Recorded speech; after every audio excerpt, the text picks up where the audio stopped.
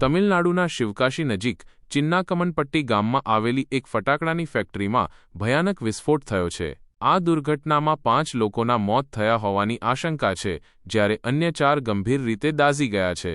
વિરુધુનગર જિલ્લામાં આવેલી ગોકુલેશ ફાયરવર્ક્સ ફેક્ટરીમાં આજે મંગળવારે વહેલી સવારે આ પ્રચંડ વિસ્ફોટ થયો હતો।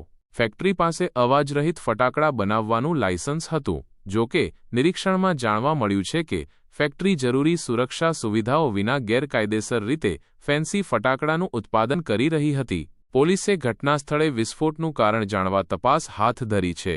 ઈજાગ્રસ્તોને નજીકની હોસ્પિટલમાં સારવાર માટે ખસેડવામાં આવ્યા છે। ગુજરાતના 9 જિલ્લામાં અતિ ભારે વરસાદની IMDએ આગાહી કરી છે।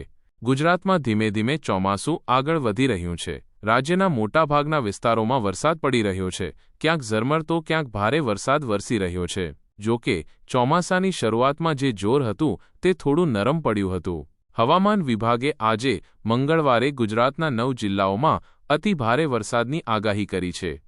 સરકારી કર્મચારીઓ માટે મોટા સારા સમાચાર। દેશના લાખો કેન્દ્રીય કર્મચારીઓ અને પેન્શનરો આતુરતાથી 8મા પગાર પંચ 8th પે કમિશનની રાહ જોઈ રહ્યા છે। આ પ્રતીક્ષા ટૂંક સમયમાં સમાપ્ત થઈ શકે છે। એવા અહેવાલો છે કે સરકાર ટૂંક સમયમાં 8મા પગાર પંચની સ્થાપના કરી શકે છે, જેની ભલામણો 1 જાન્યુઆરી 2026મી લાગુ થઈ શકે છે।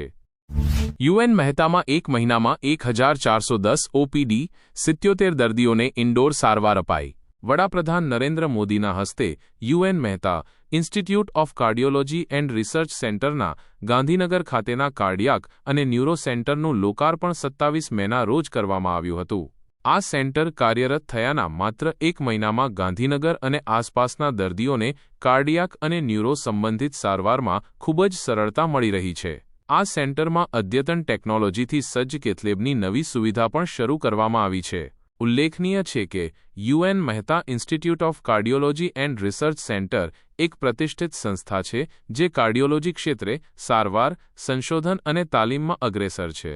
રાજ્ય અને રાષ્ટ્રીય સ્તરે આ સંસ્થાએ શ્રેષ્ઠતાના ધોરણો સ્થાપ્યા છે અને દર્દી કેન્દ્રિત અભિગમના માધ્યમથી સતત નવીનતાનું પ્રતિનિધિત્વ કર્યું છે।